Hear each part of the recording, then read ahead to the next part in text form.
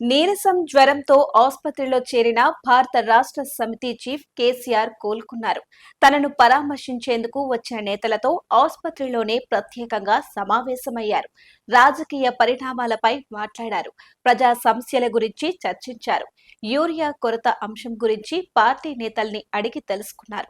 Party నేతలు ఉద్యమకారుల నుంచి కేసీఆర్ ఫీడ్బ్యాక్ తీసుకున్నారు. కేసీఆర్ తీవ్ర జ్వరంతో యశోద ఆసుపత్రికి వచ్చారు. ఆయనకు పరీక్షలు చేసిన డాక్టర్లు 2 రోజులు ఆసుపత్రిలో అడ్మిట్ కావాలని సూచించారు.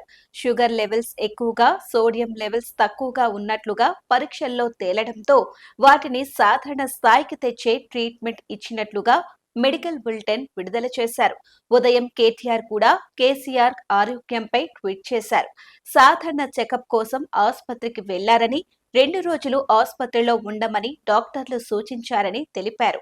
కేసీఆర్ ఇటీవల పలుమార్లు ఏఐజీ ఆసుపత్రిలో టెస్టులు చేయించుకున్నారు. నందినగర్ నివాసంలో 3 రోజుల పాటు ఉండి పరకడుపున చేయించుకోవాల్సిన టెస్టులను చేయించుకున్నారు.